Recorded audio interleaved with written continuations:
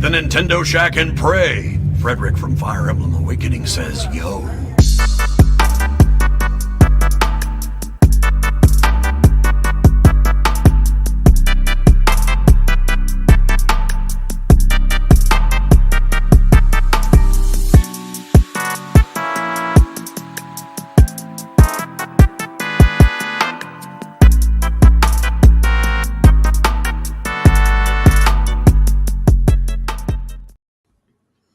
Greetings, Koopalings. Welcome to this week's episode of the Nintendo Shack podcast, eShop Death Day for 3DS and Wii U. It's the final day. I know we're all sad about it. Not really. But Nope. How are you doing, Donnie, on this lovely day? Pretty good. It's storming outside. Woke up to rain and thunderstorms. So I was doing that nice, yesterday here. Chillax, easing into the morning. Tired. Stayed up. I think we both rolled out of bed this morning. A little tough to get up today. Yeah. Yep. How are you? Tired. Celebrating my birthday this weekend. My birthday is tomorrow. I took the day off of work, so I'm looking forward to relaxing. Gonna be a self-care day. I booked a massage for tomorrow. Nice. But I celebrated with my parents yesterday. Went out to dinner. They came over, gave me some gifts, played with my cat. Happy birthday, Rebecca. We're here I to feel like I ate so much yesterday between the dinner and cake and stuff. I think that might have been why it was so hard to get up this morning. Just tired from all that. And doing some gaming. So slow. Week. Yeah. And low energy this morning. I know. Normally I have more energy. I don't know. It's one of those days, but that's okay. It's good to have weekends like that. Like you said, it's rainy. It's just one of those weekends. Yeah. I had a good day yesterday. It was a beautiful day yesterday. What'd you do yesterday? 78, bright blue skies. It had rained the night before, so there was no pollen or anything. I took the T-tops off. I was just driving around all day yesterday, just listening to music, jamming podcasts. Yeah. Had a good day yesterday. Oh, good. I don't know if it's going to keep raining here. Today might be like your yesterday was, where I think it's going to be a little warmer, sun's coming out. But yeah, I think you're getting what we got yesterday with the rain. But yeah, I know I'm having some major FOMO this weekend with everybody at PAX East. What's going on at PAX? Pictures. I don't know, just everybody being together, everybody being there, hanging out. It looks fun. Sounds awful. And all the panels, and it doesn't sound awful. That's to me. I want to hang out with people and see people. And I heard from some people that the Nintendo booth is a major letdown. They have the worst games that they're demoing games that came out years ago. I think it's a really big. I know we had speculated that they might bring Tears of the Kingdom, and then we found out confirmed that they wouldn't be. You speculated that they might. Okay. And you said it was a good idea, so we speculated. It was. Yeah, you kind of won me over, but I was thinking that they were just going to have I don't know, Advance Wars or Fire Emblem honestly, or something. I think it's a really big mistake that they didn't, because nobody's talking about the Nintendo booth. The only thing that is of interest there is that Link statue. A company isn't looking to make social media waves at a PAX showing. Right, it's it's a consumer expo. They're just there for people that are there. They're just, I just don't think it's not a media event. See people, but then people who are playing it would be talking about it and saying, "Oh my god, it's so cool!" That would have been the showing at PAX. There would have been people waiting for hours to play it. You'd be hearing details. There would be buzz. That's what my only point is. If they rolled up to a Walmart and had demo booths for Tears of the Kingdom, the same thing would happen. So the only point that I'm making really is that I just don't think any company looks at PAX, any PAX, that's not true, as an event to do that. Yeah, XBS brings up a really good point. I found out about Cult of the Lamb from PAX last year. That made waves. People were talking about it. I feel like that game was really successful, because totally different from a Zelda game, though, right? Totally right. Different. We're talking about an indie game, and we're talking about a first-party platform release. Totally different. Anyway, the games that they brought are Super Mario Brothers 3. Really? Show off Switch Online. I swear. Wow. Super Mario Party Superstars. The golf, Mario Golf. Sure. Yeah. Like, I think Strikers, maybe. I don't know. Like games that nothing that is like upcoming, nothing that is recently released.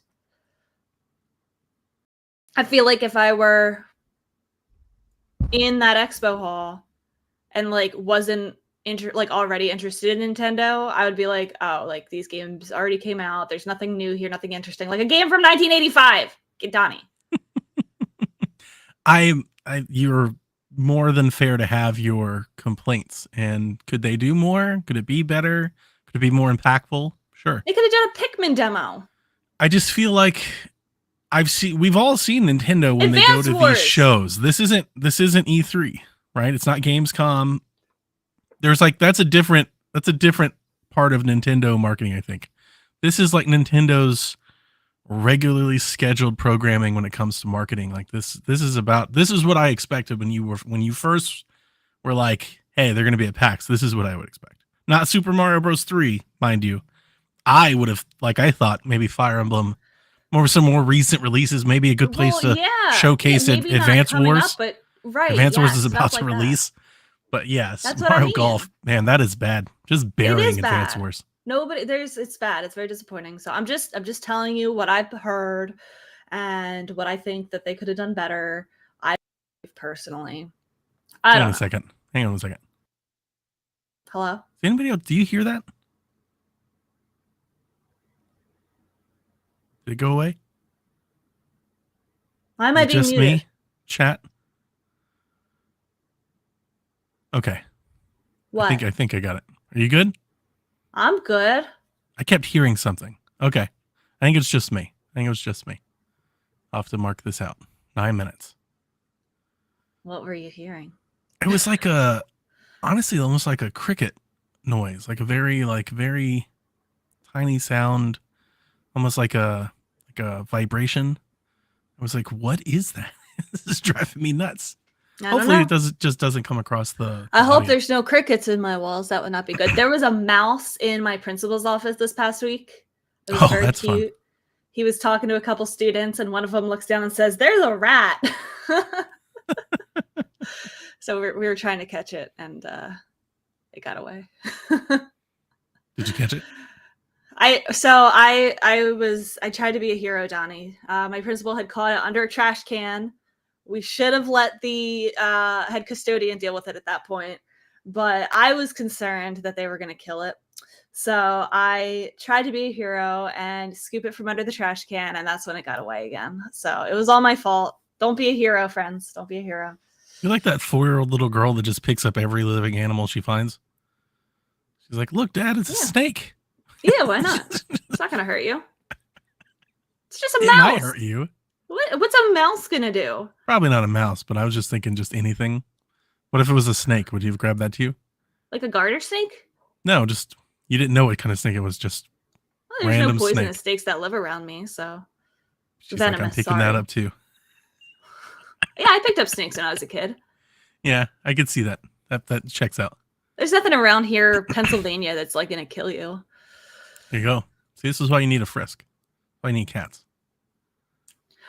Yeah. Frisk, I don't even think Frisk would kill it right away either. He would probably get it and hold on to it. Most cats don't. Most cats play with them. They like to torture their food. Yeah, that's pretty dark. It's more fun to do. It's like kind of messed up. That's how cats' brains work. Oh, jeez. I'll kill you later. He does that with bugs. He will play around with them for a little bit before actually eating them. Yeah, I don't know. I've been playing a game. I'm going back into it.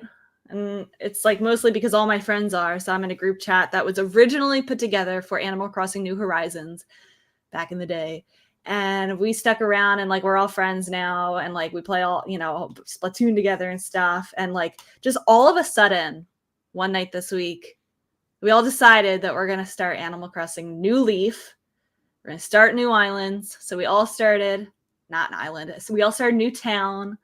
And so I've been getting back into New Leaf. And I feel like I didn't have a huge experience with this game because I got it when I think shortly before I studied abroad in college. So I brought my 3DS with me to Denmark, and like I played on the bus, I played, on the train, I played, like little downtime that I had when I was studying abroad. And New Leaf was one of the games that I played. And so I played a little bit here and there. I didn't like put in, all the time that I ended up putting into New Horizons. So I feel like I never unlocked everything. I never like got the like full New Leaf experience that everybody talks about. And so it's really fun to go back into it now and like know what I know from New Horizons and know like how to unlock, a lot of different things, like what this game is capable of. There's a lot of like, it's like there's pros to it that like are better than New Horizons and cons. And I don't know, it's really fun. I have some good villagers. I turn it on and I had 2 cat villagers, Donnie.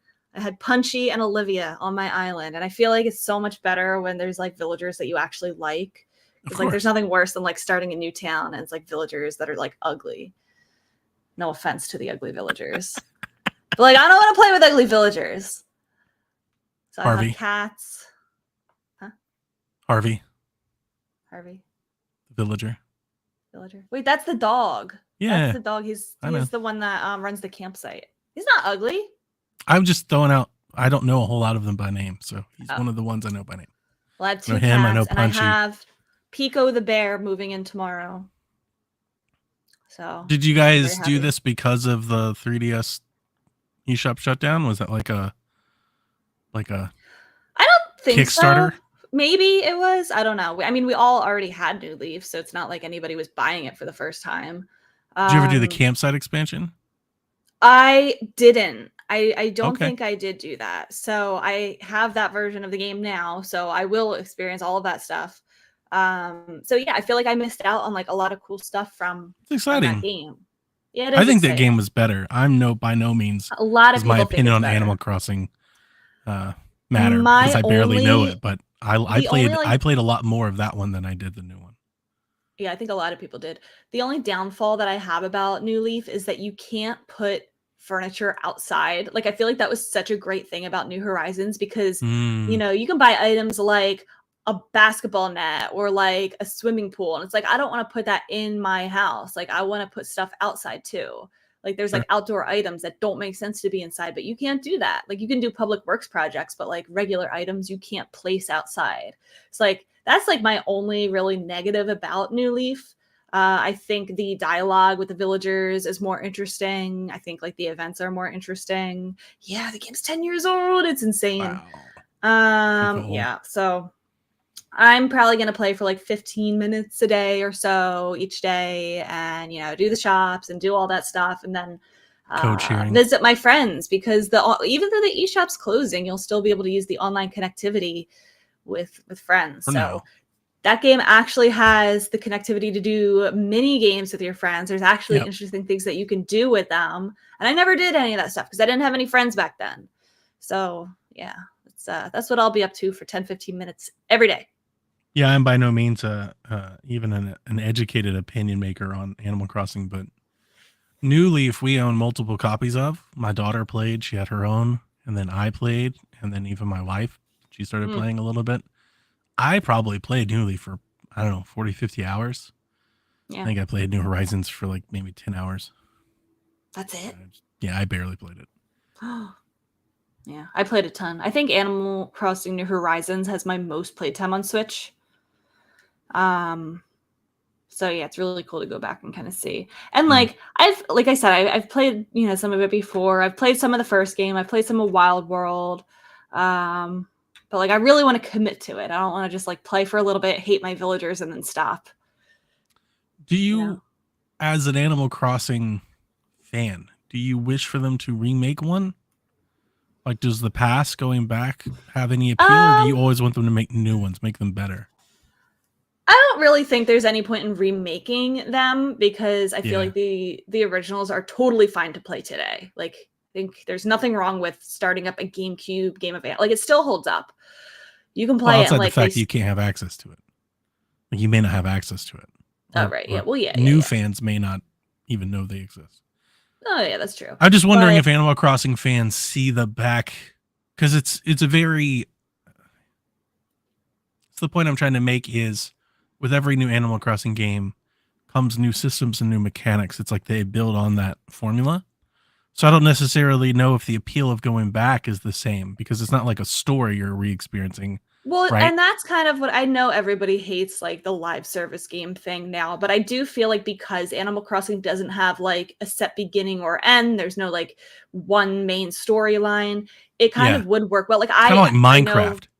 it is like Minecraft. Yeah, I Yeah. feel like it's like very disappointing that the support for New Horizons has stopped.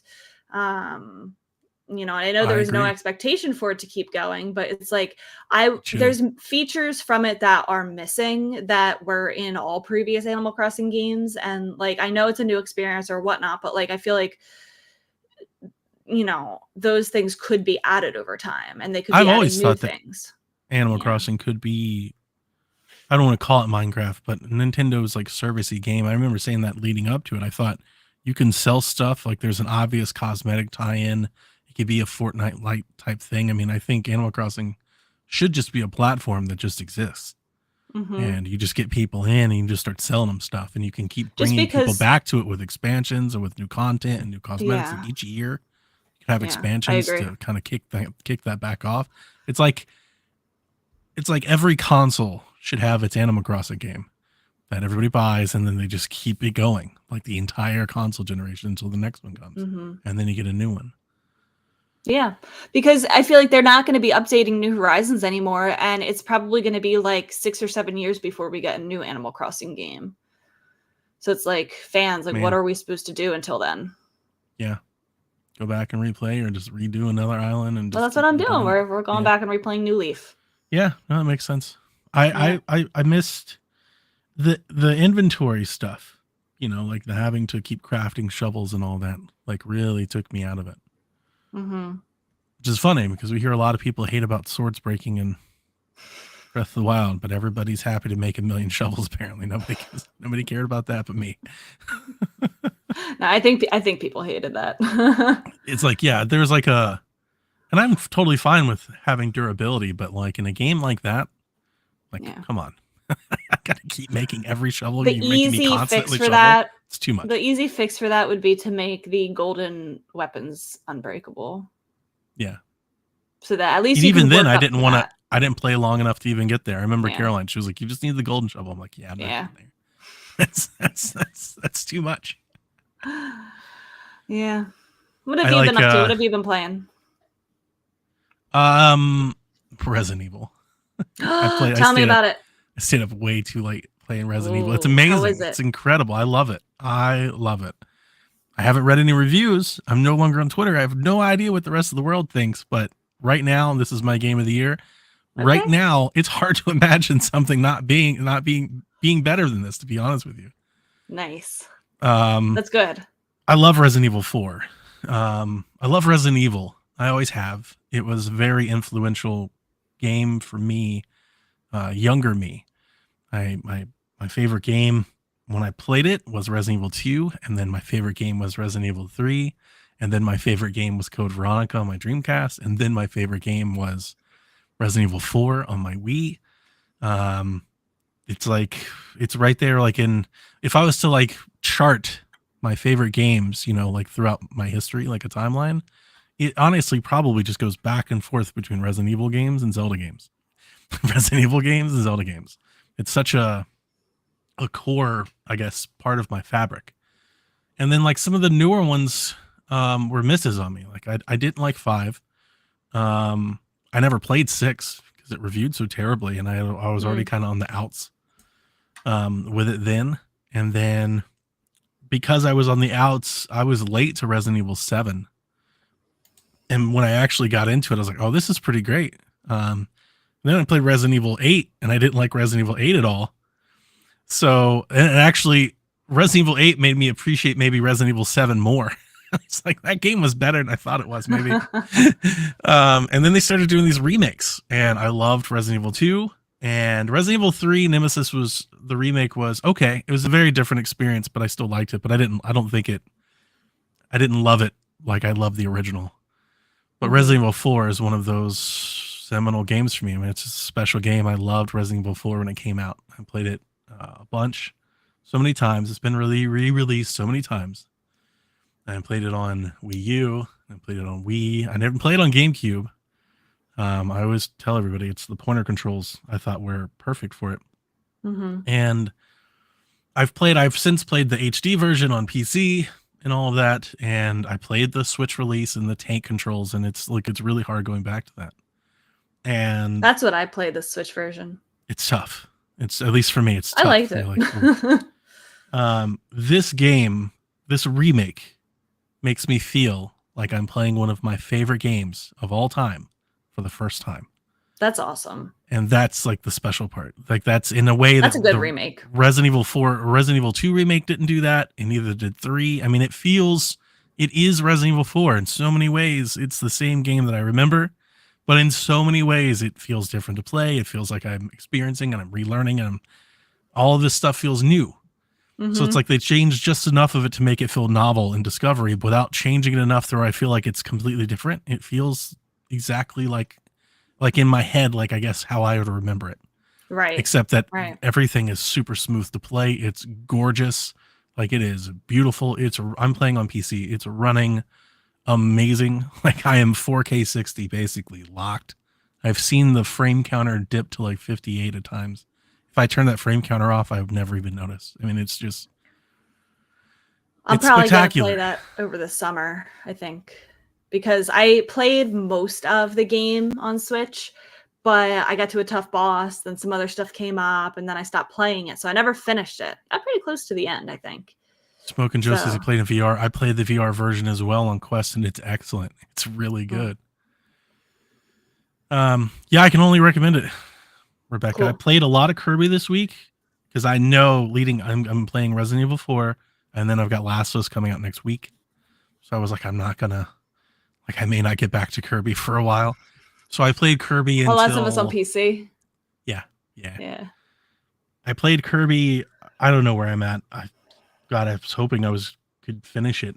I'm not even close, actually. I think my story meter, is at like 60%. But I'm in a world that's like kind of spooky. It's got like this moon backdrop, like this cloudy skies, kind of like Castlevania.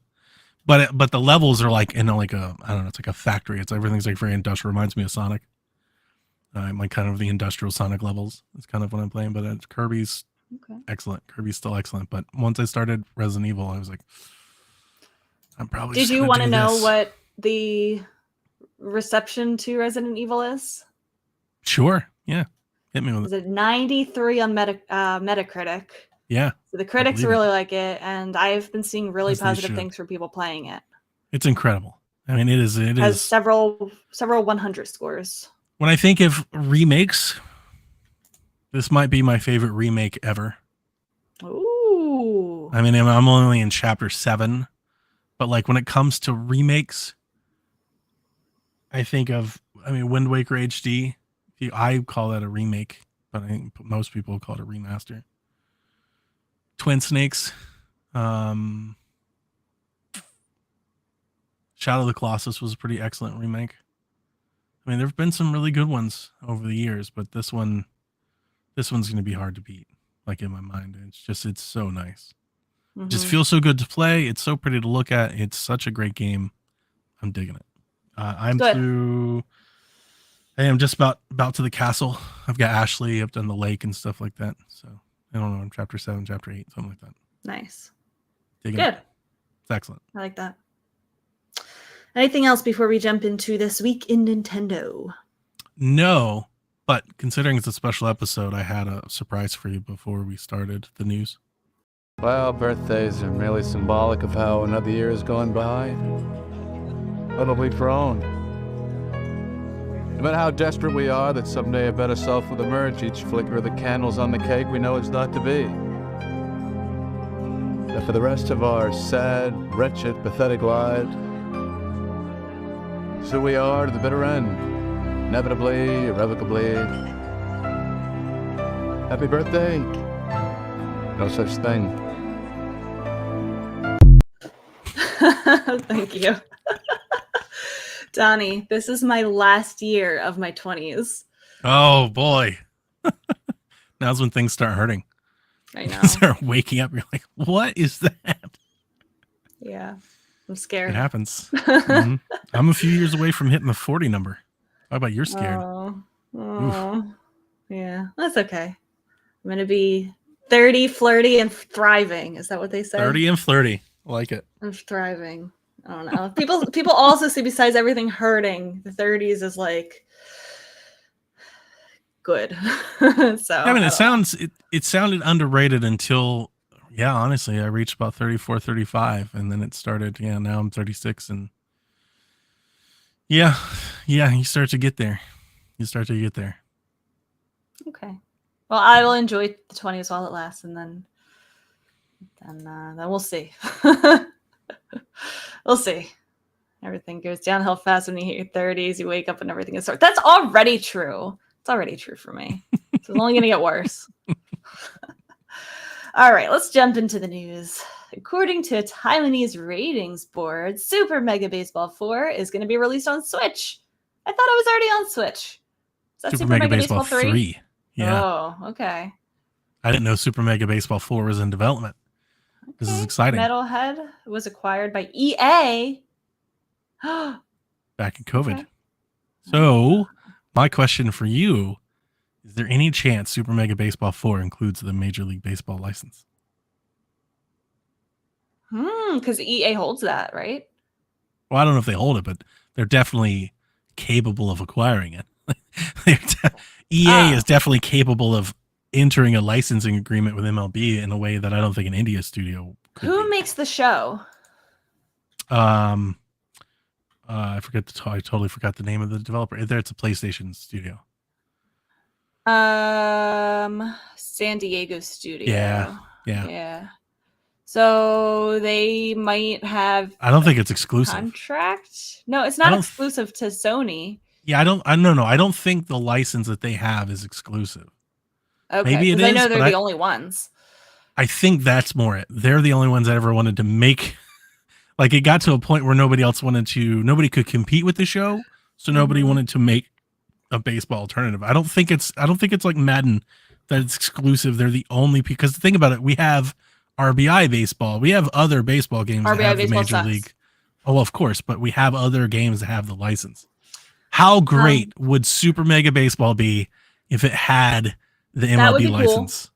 And you know what it reminds me of? When I was a kid and I played backyard baseball, and it had players like Barry Bonds and Derek Jeter, Sammy Sosa. They're all cheaters now, but they had actual players back then. Everybody back then was cheating. Well, I know. They were all cheating. All the greats back then. They were. Even the ones that weren't probably were. Even the ones that weren't. I learned of players like Jeff Bagwell from playing backyard baseball. Yeah. And that was so cool. And so very similar to me in Power Pros. Yeah, very similar to me in Power Pros. Mega Baseball being like the new backyard baseball, if it had that would be Super Mega Baseball 4 with the MLB light. And I don't want to overhype or hope for too much, because I'm pretty sure it'll probably just be Super Mega Baseball. Like, it'll probably just be regular Super Mega Baseball. But if they could get the Major League license, that would, and it just appeals to people in a way the show never will, right? Like, the show is just totally different type of game. It's like realistic.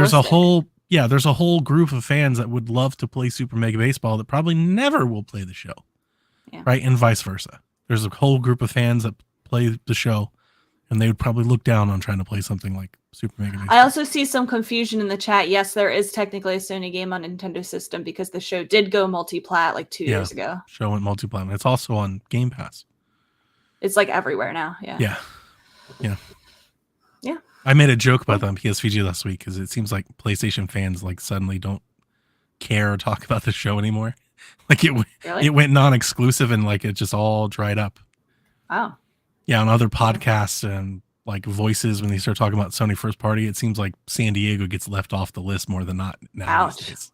Like, oh yeah, I guess still a good game. I guess they still make baseball, but now that other people get to play it, I'm not excited about it anymore. It's a bad attitude.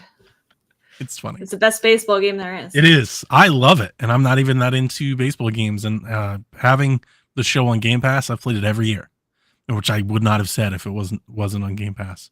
I really love its I think it's called the Road or the Show, like Road to the Show mode or whatever. There's a mode where you just get to play your position.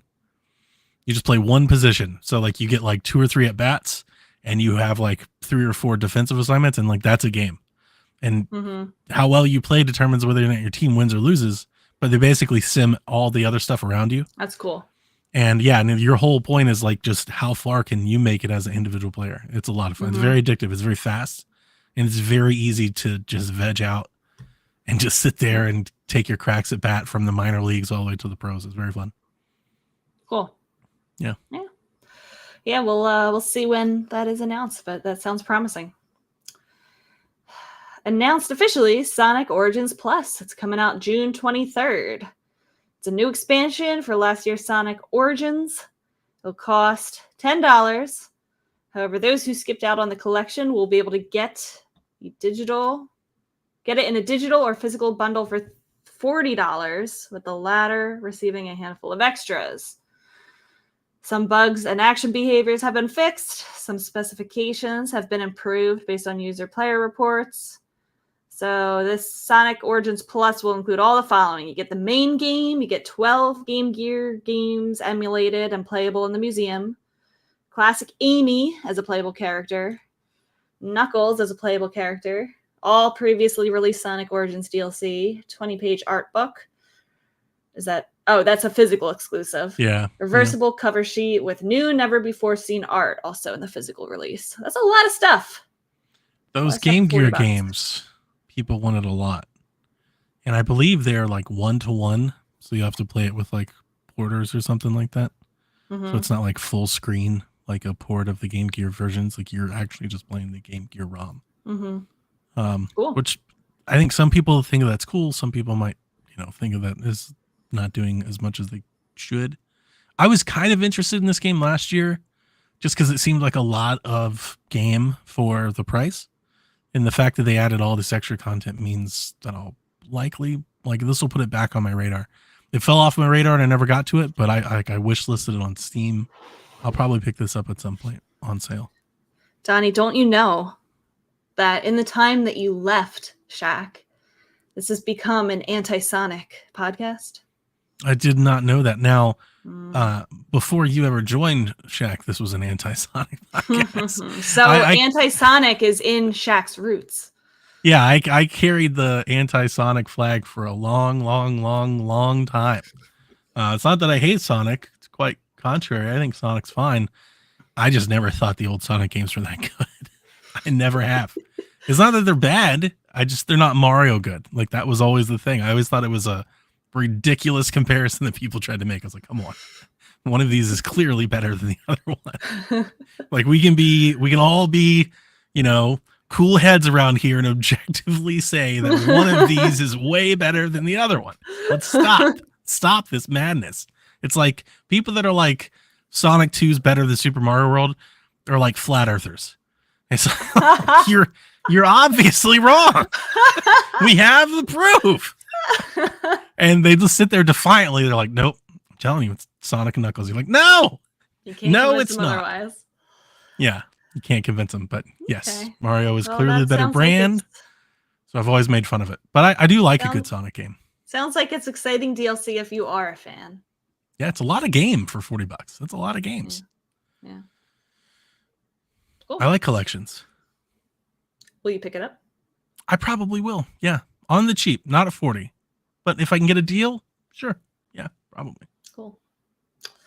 Tell me about Lego 2K Drive. What? So this game was just announced and it's coming to Switch.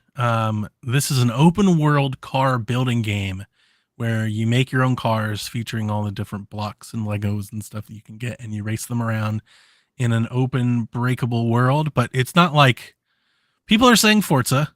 Anytime any game goes open world and it's racing, people say Forza. They're not wrong, but I think something like Burnout or Need for Speed is maybe a better description because it's an open world but you're driving to checkpoints.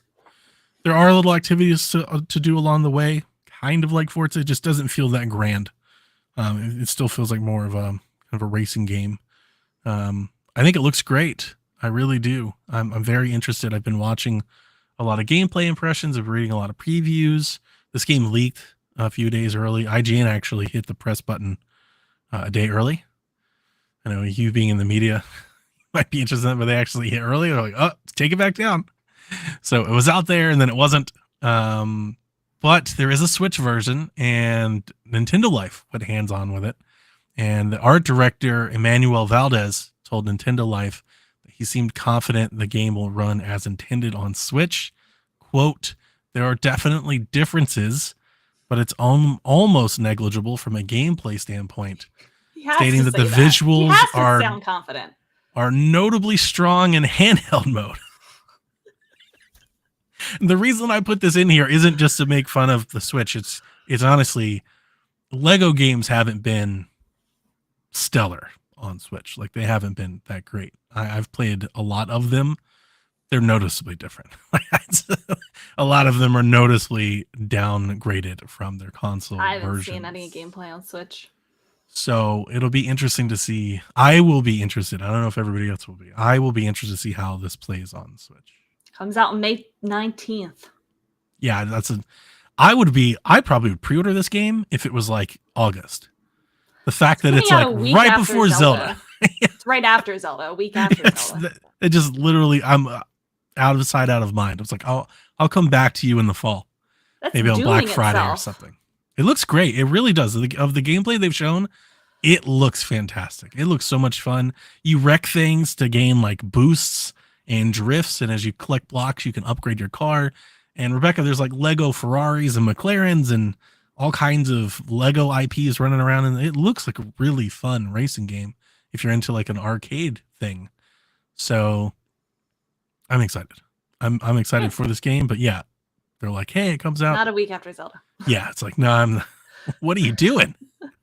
There's a lot of games doing that. You know, it's like, I feel like 4 or 5 games have been dated for like mid-May. I'm like, what are y'all doing?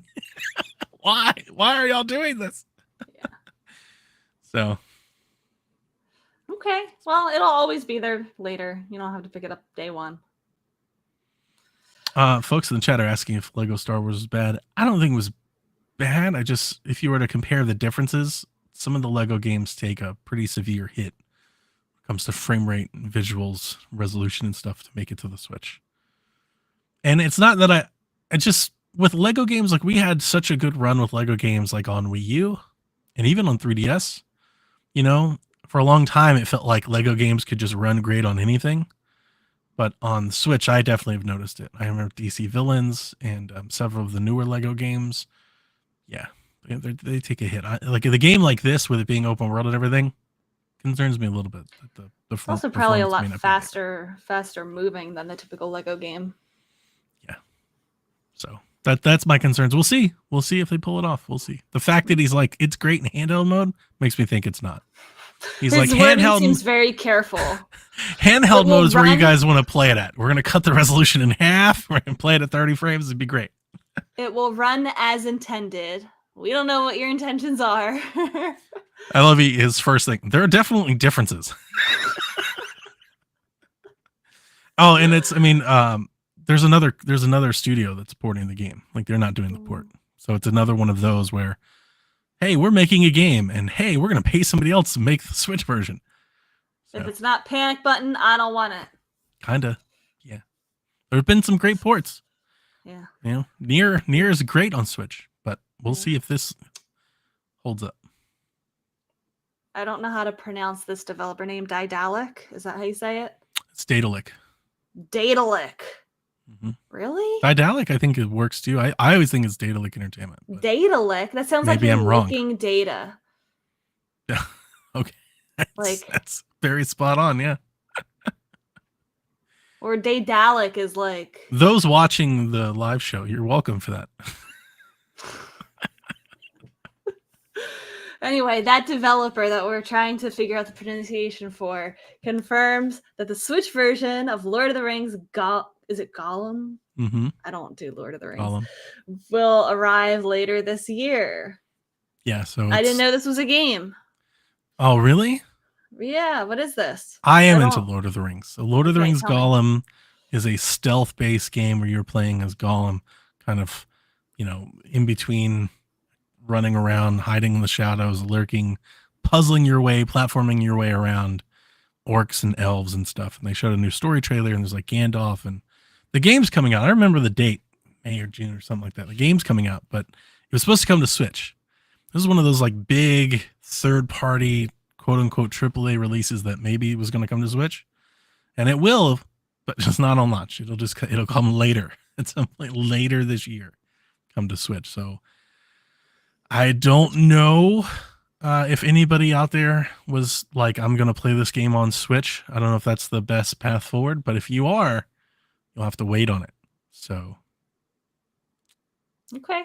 Later this year. Yeah, that sounds like something that might end up being pushed if it doesn't go the way they want. The Life is Strange thing.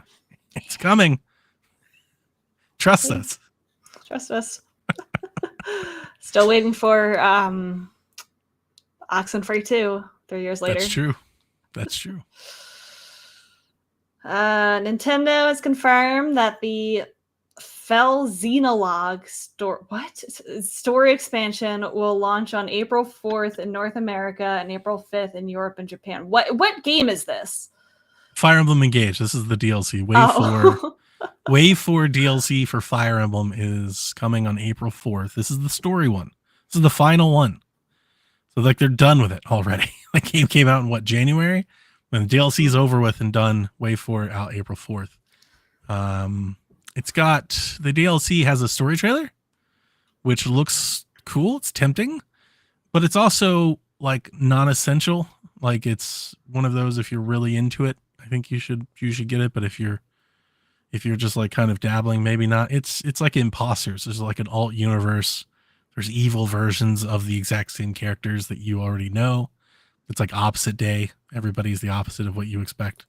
And you'll go and do like a little side story where everything in this alternate universe is different but the same. Donnie, how do you feel about DLC that is very clearly planned and significantly worked on at the time that the game comes out? It's never bothered me. Okay, just wondering. I think, it's been a thing ever since DLC got started where people are like, it should just be in the game. You shouldn't charge me extra. But I think sometimes these developers want to have a tail. I think it helps support a game to have like marketing beats to come back to it every so often after release to keep reminding people that this game exists. And I'm okay with it. I'm okay with extra content, especially in Fire Emblem. I think every Fire Emblem has done it. Oh God, my son's Sea of Thieves group is going off, so now I'm getting tons of Xbox alerts on my computer. This looks good. There's like a cliffhanger at the end where it sounds like a character is going to die. So I kind of want to see it, but at the same time, like the moment that they're like, everything is alternative, everything, like it doesn't matter, right? It's like a dream, it's like, hey, we're going to do this weird, wacky spinoff. And I'm like, okay, but then I don't like have to see it then, do I? Mm-hmm. Like it doesn't have any consequence to the main true story. So that lessens my interest in my appeal. As good as it looks good, but it just lessens my interest. Yeah, it makes sense. Today is the day for anybody who is listening on March 26th, the last full day that you can access the eShop on Wii U and 3DS to buy new games. You can still download games that you previously bought. But this is it. This is your last chance because tomorrow it gets taken down at some undetermined time. That's your last call. If anyone needs the link to the 3DS modding guide, let me know. I already had somebody, a listener, ask me, hey, you said you modded your 3DS. Can you send me a guide? How'd you do it? Yeah. Yeah, so people are listening. But just felt compelled to remind everybody just in case. Do crimes. I understand if people don't want to do it. They're getting harder to do. They're taking down the Internet Archive. They're taking down part of the Internet Archive, which is a whole other thing. We could have a whole. The whole site was down about. for me the last one I checked it the day before yesterday. Was it? Yeah. Have you tried to hit the site? Yeah, I think it's still up. Okay. The whole site was down for me when I went to it. So it's getting harder to do the crimes. You have to search a little harder. So the website's up. Okay, good. Nice. Yeah. The 3DS modding is easy, and you should absolutely do it. So go do it. I did mine a long time ago. Donnie. What's up? Do you know what came out 20 years ago this week? Oh, wow. I do. In the notes, you wrote down that Wind Waker's 20th anniversary was this week. Wow. Mm-hmm. Yeah, I guess 20 years old. checks And out. what is even more surprising to me that the HD version is 10 years old this year. Mm-hmm. HD Which means we're due for a new one. A new release. It's weird that the same amount of time between Wind Waker and Wind Waker HD and Wind Waker HD and now. Yeah. That's weird. That's old. That's what that is. You just start feeling old when you start finding, when these milestones start to pass. It's a shame. It still is a shame that Wind Waker HD is not available on Switch yet. I want to replay it. Sad. I mean, at this point, I keep making excuses to why they're holding it. I believe it's done. By all reports, it's done. And I mean, at this point, are they holding it to release it after Tears of the Kingdom and the next thing to just give them more space until they make the next Zelda game? I think that could be part of it. But I also think it's now close enough that it's aligning with the closer of the eShop. Because that is unless you're going to buy the physical game secondhand, the only way to buy it is on the Wii U eShop. Because I posted for the anniversary, like, hey guys, Wind Waker's 20 years old. What's your favorite thing about the game? And I had a lot of people replying with, well, I want to play it, but, I don't know if I should wait for a for it to come to Switch, or if I should just pull the trigger on these last few days before the eShop closes on Wii U. And I think there are going to be people who have been holding out, hoping for a Switch port, who will say, I can't rely on it. I'm just going to buy it on the Wii U eShop. And Nintendo's just squeezing out the last little bit of money that they can before they release it, like maybe at the end of this year, early next year. Yeah, I mean, I think Nintendo typically, not always, but typically they want to ship a Zelda game every fiscal year. It just makes them good money. And I think if you look over their video game releases for the last, 15, 20 years, that largely kind of lines up. So if they've got Tears of the Kingdom, and if it's like, it's here, it's ready to come, maybe they decided to hold off on those ports until a time in which they need a Zelda game. Because you would think that would be last year, though. Because we didn't get a Zelda game. We thought it was last year. Like we all thought of it, right? Jeff cut his hair. We all thought it was last year. I don't know what happened. But I believe there's too much smoke. There's too many people with credibility that have said that these ports are finished for them. I don't know why this is the same company that just sits on completed games for years at a time. So that's the only excuse that I can come up with in my head is maybe, it takes a long time to make a new Zelda game, right? So they're going to release Tears of the Kingdom. We may not get another Zelda game for 6-7 years, like a brand new next Zelda game. So they're going to need some Zelda stuff to put in there, and maybe they're holding them for that. That's the only thing I can come up with. But Wind Waker on an OLED makes so much damn sense. It's hard to put into words how many people would instantly go to Twitter and talk about how beautiful Wind Waker is, and it get it's just desserts, because that game went through such a trial upon release. Like people just I don't think people understand. People that haven't played it, they don't quite understand. It's that good. And Twilight Princess would be very pretty on the OLED too in a different way, but Wind Waker would pop. I'd prefer Wind Waker. I could see so many people taking pictures. That would be my prediction, right? Wind Waker releases, and the next day on Twitter, we just see a ton of people photographing their Switch. Especially, so they're going to have to come up with a way, because the Picto Box, when you take pictures in the game, that in the Wii U version was tied to those tingle bottles where you could send them out to sea and appear in somebody else's game. And stuff. Miiverse. I feel like they could, in a re-release, maybe just do something a little fancier with the picto box, maybe, do cool little stickers or filters or something that then people could post those to social media, like whatever picto box pictures you take. I feel like that could be a good way to kind of showcase the the beauty of the game. I agree. That would be a lot of fun. I think it's gonna happen. I'm gonna keep holding out. Keep holding hope. It's good this year. I pulled that out I've my got Wii U. plenty to play. I started to hook it up. Like, I just want to revisit that game. Maybe I'll do that today. The best Wind Waker was the selfies. No, it wasn't.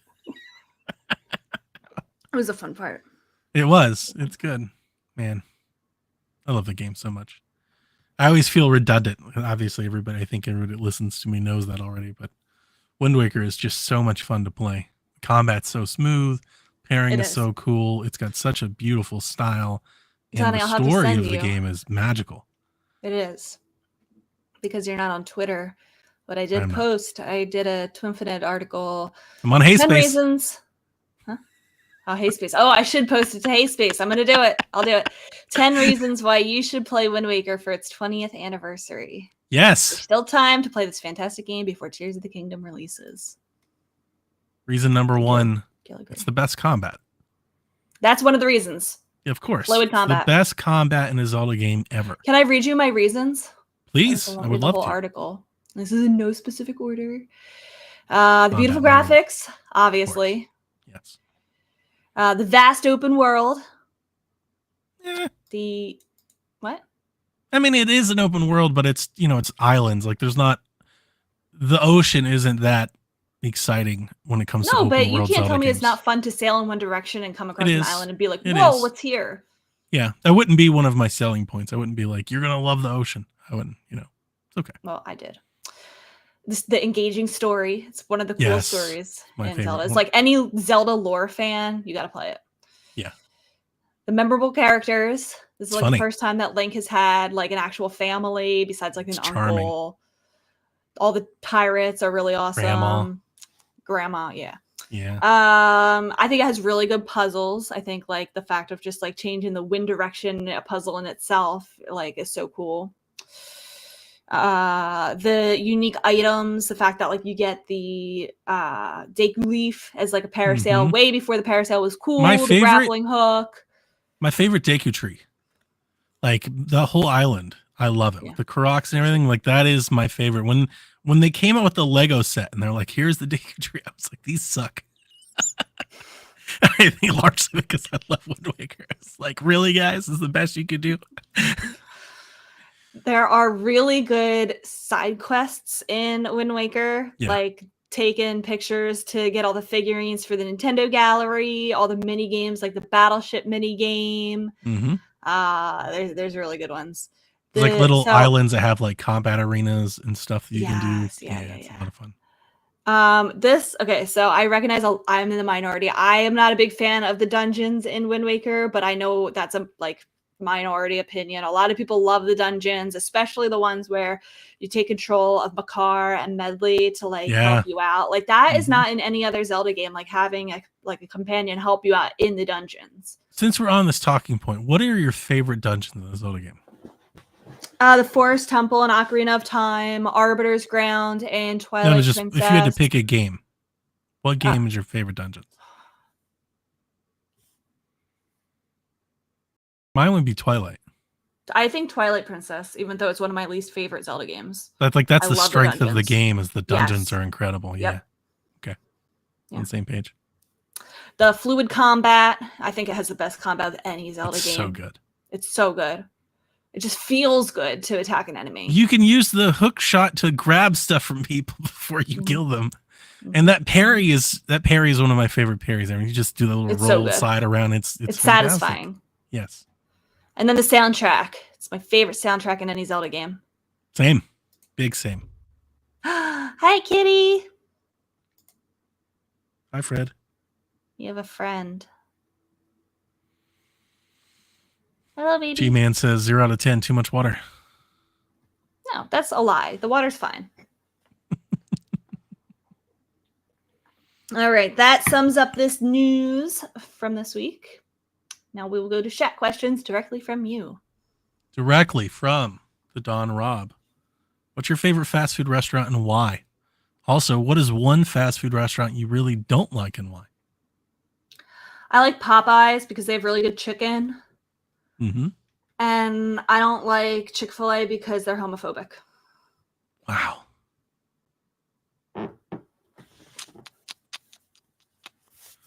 My favorite fast food restaurant is probably Moe's or Wendy's. Just because I like the food. At both places, the food is really good. Who doesn't love a burrito or a quesadilla? Wendy's is probably my favorite like fast food burger. Like I think the burgers are really good. I also am a sucker for their spicy chicken nuggets and like The last time I ghost ate pepper Wendy's, sauce. I had French fries and I got so sick from like how greasy they Oof. were. Oof. I don't usually get French fries, but yeah. My least favorite, or one that I don't like, is Sonic. Sonic and I'm trying to think if there's another one. I'm sure there is, but Sonic immediately comes to mind. Sonic is notoriously terrible in my area for giving me the wrong order. That sucks. Checkers too. I have always had a really tough time with them. It's my own fault. I am one of these people that was born to this planet that does not like mayonnaise or onions. And at least here in Georgia, like it everywhere else in the world, but in Georgia, it is like asking God for a personal favor to order anything without mayonnaise on it. It is, I mean, Rebecca, if I tell you the amount of times I've pleaded with a fast food box, please, listen, can you hear me? Please, no mayonnaise. Only to unwrap that damn sandwich with mayonnaise on it. Like it. You got to drop the allergy card. Like, I'm allergic to mayonnaise. And then they'll get too scared that if they accidentally put mayonnaise on it, you'll die. I never thought of that. Just That's say genius. I'm allergic and that they have to take that seriously. That's genius. I never thought about that. Mm-hmm. But it's to the point. It's like such a cross to bear that my kids and wife like feel bad. At first, my wife was like, "This is annoying," and then over the years, she's seen how many times it happens, and she's like, "I can't believe it's this hard to get a sandwich without mayonnaise on it." It's like I always want it like a camera in the room when they hear somebody ask for please no mayonnaise. They're like, "No mayonnaise." That clearly has to be a mistake, right? It can't clearly be what he was asking for. Everybody loves mayonnaise. I think he meant extra mayonnaise. That seems to be what goes on. So those would be mine. Oh.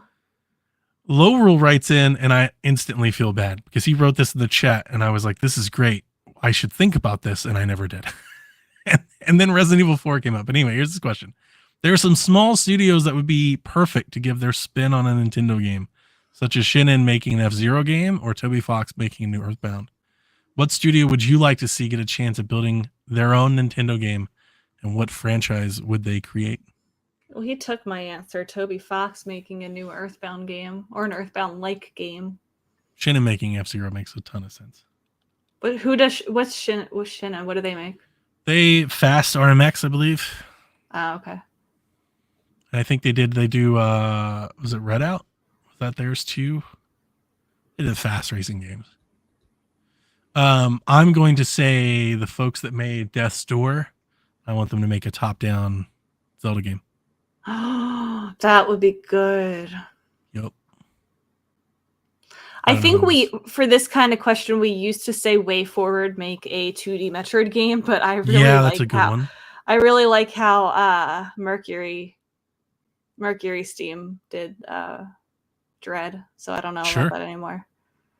Way Forward could make all kinds of stuff.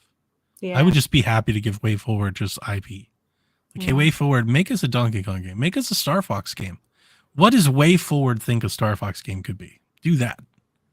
That'd be wild. Mm-hmm. Yeah. Hey, it's better than no Star Fox game, right? Yeah. Snork says, what about the Starling team making a new Star Fox game? I'm surprised that never happened. I'm really stunned. Now the Star Fox. It almost feels like that was like practice for them to make a Starling team was one of Ubisoft's developers. Maybe there's just not enough money there, but that would be great. I think Way Forward could do like something platformery, adventure-y with Star Fox that isn't like, a ship, maybe ship combat. It'd be interesting, and it would be better than no Star Fox, like you said. Yeah. Way Forward just seems to have that kind of charm Mm-hmm. you would expect in like those Nintendo IPs. Mm-hmm. Be good. But Acid Nerve is who made Death's Door, published by Devolver, and I would take Acid Nerve to make a top-down Zelda game. Do that. That'd be cool. Make 2D Zelda game. Or even the guys who made. I know you weren't a big fan of Tunic, but I feel like they could do a good job with a Zelda game too. Yeah, I mean Tunic's gorgeous, and it is very fun. And I was well on my way having a good time with it, and then I ran into that boss, and I never wanted to play that game again. Yeah. I think they would ease it up a little bit. They would have to. Yeah, with the Zelda game, you would have to. Even in Death's Door's case, they may have to tone it back a little. Yeah, Death's Door was hard. Kate says, do you think we'll get a new indie presentation from Nintendo in April? And if so, is there anything you want to see? I think we'll definitely get one before June. I think it might be in May. April could work too. But yeah, I think we definitely will. I think April makes more sense than May.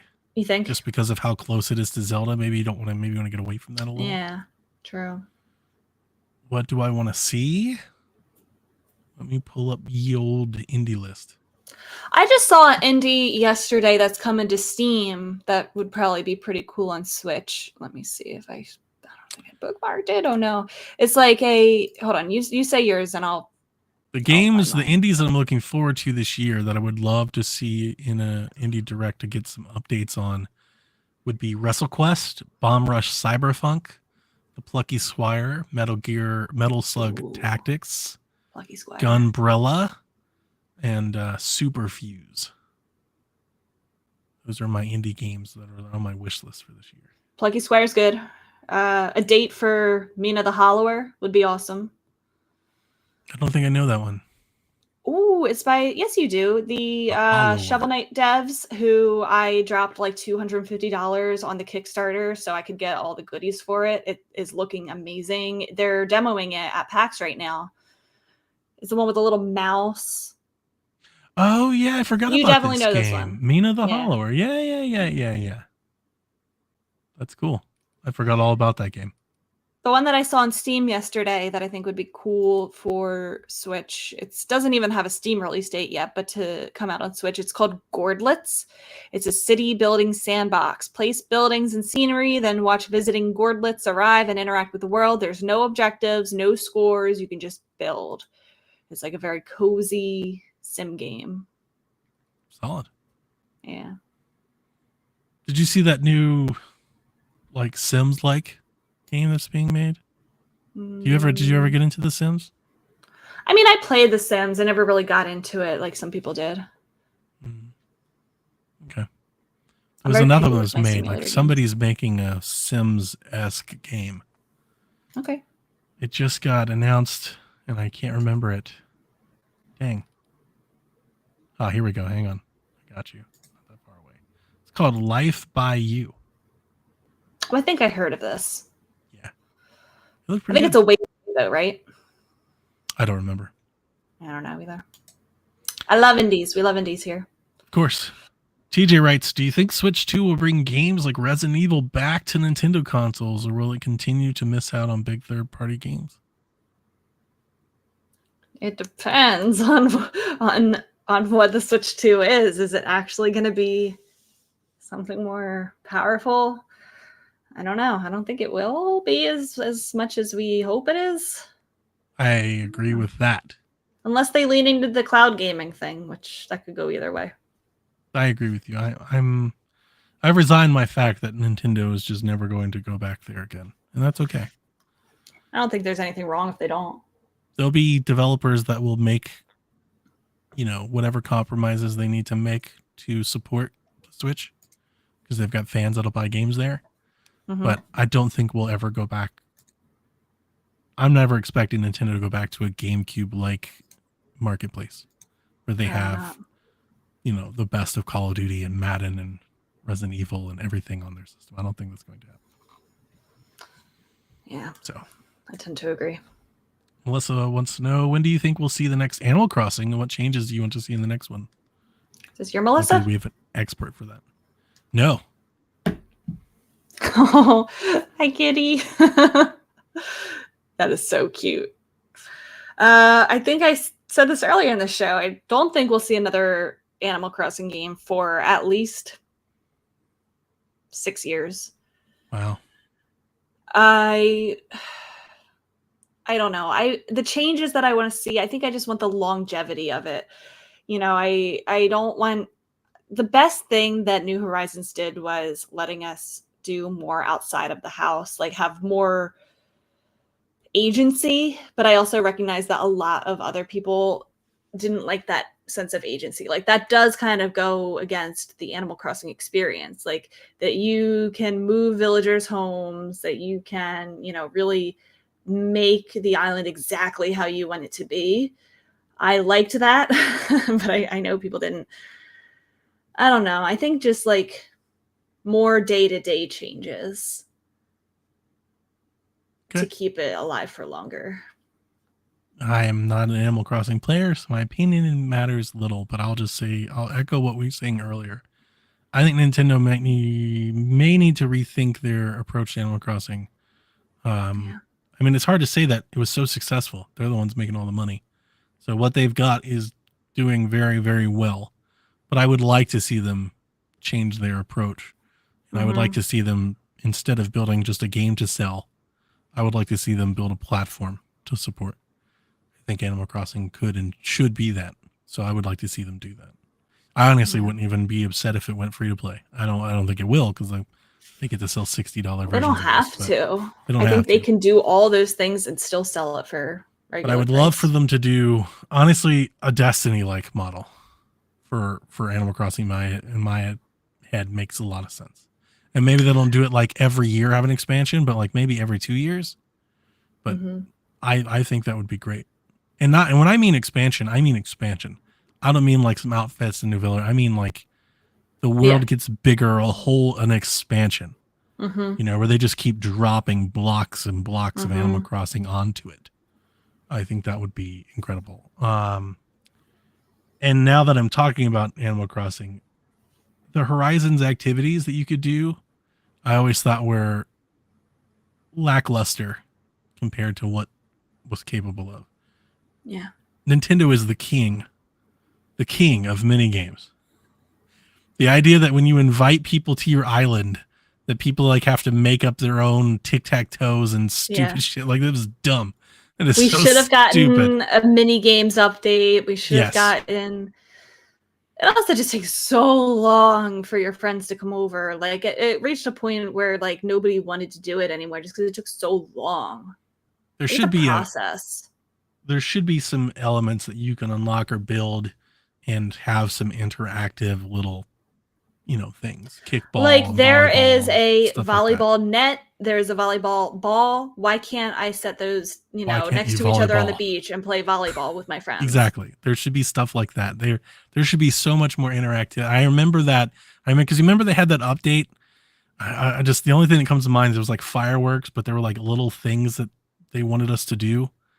Where you could push a ball or something. I was like, what the hell's happening? Like, why is this what they're doing? They've made so many minigame collections over the years. It doesn't make any sense why there aren't like when little activities. They added swimming. They should have added like the only thing you can do with swimming is dive underneath and like collect little shells and sea creatures. Like they should have made something where like you can actually do like activities with friends.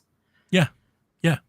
Like maybe you can race each other around. Like it can time you or something. Snork says swimming race. A casino and arcade. These are the types of things. Like it's a life sim. Why can't you play cards? Like just being able to sit down and play like Go Fish or like interactive items. Like they have arcade cabinet items. It would be so cool because they've done in previous Animal Crossing games where there's actual like NES ROMs in the Animal Crossing game. I should be able to go to an arcade table cabinet in the game and like verse a friend in like with the balloon flight game or whatever. Like that would be so cool. Fight. It is ultimately gets me to make the same point that I've made for a decade. the ultimate crossover game, Animal Crossing Golf.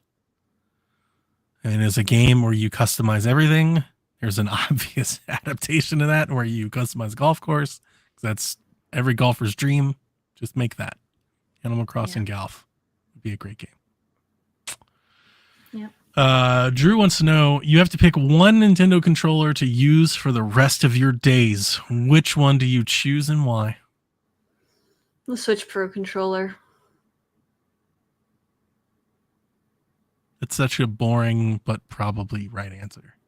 If I didn't need an analog stick, I would pick the Super Nintendo gamepad. Mm-hmm. But the answer that we're supposed to say is the GameCube controller, but I'm not. I'm saying the Switch Pro controller. I could get by with the GameCube controller, I think, for the rest of my days. Be short of bumper. I want to say the Wii U controller. I want to say the gamepad. I do too. I like the controller a lot. I think just because of the potential that a screen could add, like going forward, that the other controllers don't have. You know, the Pro controller is just a controller. Like it's your standard controller. It's good, but it's your standard controller. The gamepad could be a lot more. You could do all kinds. Oh, you mean the actual Wii U gamepad? I mean the gamepad. I like the Wii U Pro controller a lot. I know a lot of people don't like the analog sticks being flush with each other. I never minded that. That was fine with me. I liked it. That was my favorite controller for a long time. Yeah. And it has like 60-hour battery life. Battery life lasts forever. I was playing on my PS5. Well, I wasn't even playing. I swear I charged that thing 4 times the entire time. It still got charged. Right? I was watching like Netflix or Disney Plus or something on my PS5 with a fully charged PS5 controller. Had it down on my coffee table. I was watching and like I was just watching a few hours and the controller like started to die. I was like, "Are you serious?" I wasn't even playing anything. Yeah. Yeah, I'll take the Wii U one. I know that's hipster answer, but I do miss. I've always said that I do miss dual screen gaming. It's a great thing about the 3DS and the Wii U. And when it works really well. So having the option to do that in the future versus not having the option at all, I think would be okay. And I never really had a problem with the GameCube, like the gamepad. I thought it was light enough for its size and easy enough to hold. But I miss being able to like manage my inventory and stuff on the fly without hitting a pause menu and stuff. It was very nice. Fun. Yeah. Mini maps. This is nice. It's nice to have. G-Man starts to cry. With the eShop for the 3DS and the Wii U shutting down, what's the best thing about the shops that you liked and loved? I hope one day we'll get music for the Switch's eShop where it's so quiet and dull as I listen to all the themes from the 3DS Wii U eShops. The music. Yeah, did like the person that made the music, did he leave or get fired or something? And like the Switch, they were like, yeah, just not. It was all like from the Wii forward that all of the eShop music just slaps. It's so good. I miss the theming of the eShops. Didn't it get like Christmas themed in the winter? Yeah. I missed that a lot. It was a lot of fun to boot up. It made me want to just boot it up and browse. Yes. Even if I wasn't going to buy anything, like just shop, like window shop. I don't window shop on the Switch. They moved everything. The Wii U's website, I mean, the eShop's website today is essentially the same, but it's ran in its own container. The Wii U eShop is essentially a website. Like it's just a web page full of different links, but it added a lot of customization. I liked how they grouped bundles of content together. Yeah. When you open up the Wii U's homepage, they're like, are you looking for Super Nintendo stuff? There's like a big banner you could click on. You're like, you want N64 stuff? You want Sega stuff? I like that they did that. I think it makes for better traversal and navigation versus what the eShop currently has, where it's like, here's games. Here's more games. Click this button for indie games. It's like, here's games that are on sale for 1 cent and are pieces of trash. 7,000 games that are on sale. You know, like they're not, the Wii U's experience felt a bit more curated. Yes. At least at the top page. At the top of the page, you know, you could get to stuff like that. I like that a lot. And it was fun to just look. I would boot it up and just browse. And mini games. Remember that? The little while waiting for it to load. Yeah, you're doing the little Mario thing. Yeah, those were fun. I like stuff like that. That's the cute stuff that makes a Nintendo. Yep. Yeah. Felicity, who do you think is Bowser Jr.'s mom? I don't know. It's racy talk. Well, it has to be another Koopa, right? You would. I don't know. I don't know. I don't know how the laws of the Mushroom Kingdom work in those regards. I honestly don't have an answer. I don't know. Bowser wants Peach so badly, but he must have settled for someone else. And where is she now? Daisy. Why does Dad have sole custody? Bowsette. Is she dead? Did she abandon them? Snort says Who Wendy. is Bowser Jr.'s mom? Birdo. No.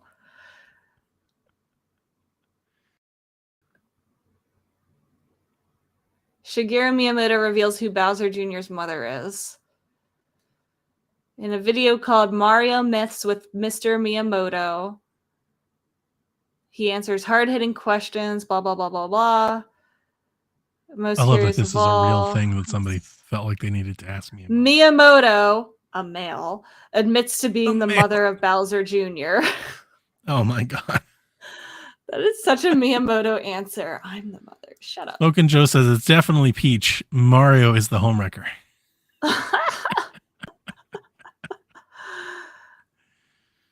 But Yeah, I then don't wouldn't Bowser Jr. like have like human traits? I don't He know. only has Koopa traits.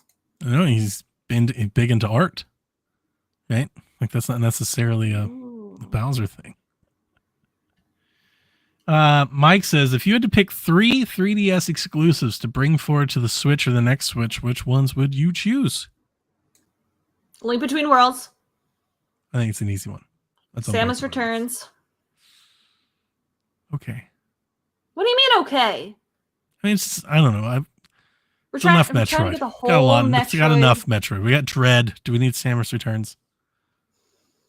We have enough Zelda. We have No, Link's it's never a Awakening. such thing. It's not never such thing. It's never enough. There's never enough Zelda.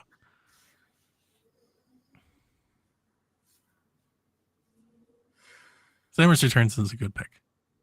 Thank you. Forgot that was it is exclusive to that. Let me open up my 3DS. I don't know. I said 2. 3DS exclusive. My mind's gone blank. I don't know. I want a new Rhythm Heaven game, not a port. A lot of people say Tomodachi Life. I try to play it. I don't really understand it. Yeah, I wouldn't say Tomodachi Life. Yoshi's Woolly World is not an exclusive. Nope. Box Boy's already come over. I think that's the hard part is so many of these games have already made it over. In one form or the other. Samus Returns is a good pick. Let's throw a Pokemon game in there for good measure. Sun and Moon. No. Sun and Moon's the best. No, it's Favorite not. Pokemon game. Omega Ruby Alpha Sapphire. Absolutely not. Absolutely not. Okay. I don't know. Luigi's Mansion was just okay. That wasn't. I heard that was really the good. weakest Luigi's Mansion game. Yeah, it wasn't one of my favorites. It was all right. Mario, Donkey Kong, a little. I don't know. It's really just Link Between Worlds. Fire Emblem Awakening. Yeah, would love a big console version of Fire Emblem Awakening. That'd be great. What I want them to do instead of remaking Fire Emblem games is I want the Fire Emblem Warrior series to continue on with as remakes. I want Fire Emblem Warriors Awakening and Fire Emblem Warriors Echoes. That's kind of what I want. I want them to do that. Ooh, what about now? This just made me. I just got a pop up for Dylan's Rolling Western. What about Okay, I literally goofy- freaking tried that game. It is the stupidest game I have That's ever exactly played in my right. entire life. I regret wasting the time it took to download this game. So I that's will the never point get I that was 10 going to minutes make. back. What about some of the Wii, like the 3DS had some really dumb games, Rusty's Real Deal Baseball and stuff like that. What do you want about those? Was it? Did we get Zelda Picross? Twilight Princess Picross? Isn't You that do on- some no, of that's that not on stuff Switch. instead. Yeah. No. Schnorks in the chat says Fire Emblem Warriors. What about Wario? We have that WarioWare Gold. It'd be better than the WarioWare that's on Switch right now. Yeah. And that, like, I think a lot of people at the time were like, why are you putting this on 3DS instead? Yeah. You could just tell that that was a game that was already in development. Yeah. Yeah. Okay. Woolly World is also on Wii U. For those Yeah, the asking. Woolly World's on Wii U. Woolly World was better than Crafted World. Oh, it was so much better. Yeah, by a long margin.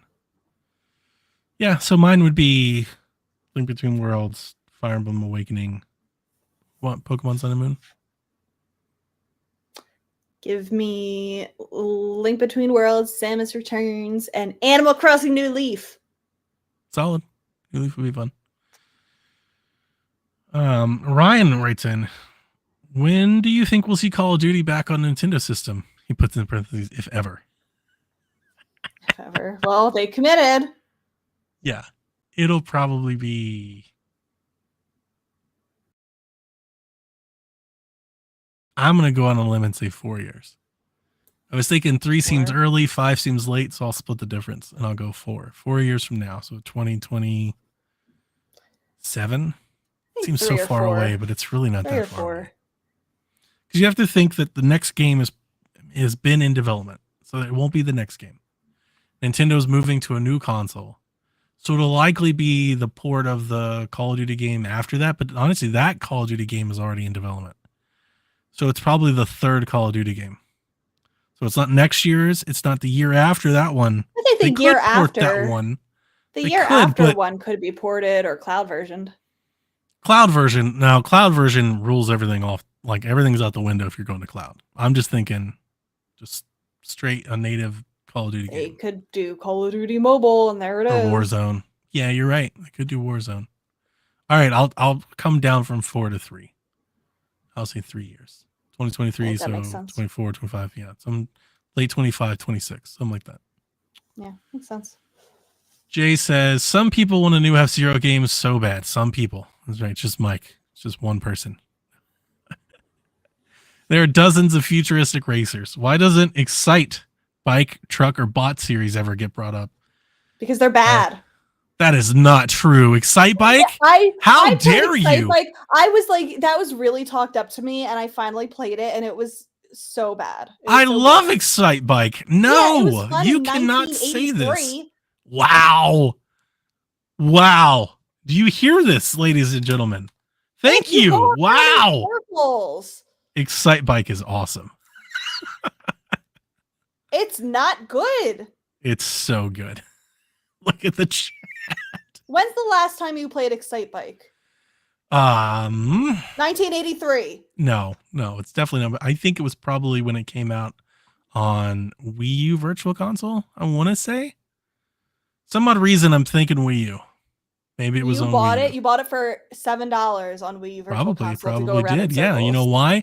Because I like Excite Bike. That's why I did. Yeah, I'm happy for you. it's good. RC Pro Am is good. The Goop agrees with me. Excite Bike is really boring. It's like fun for the first lap, and then you're done. What a simp.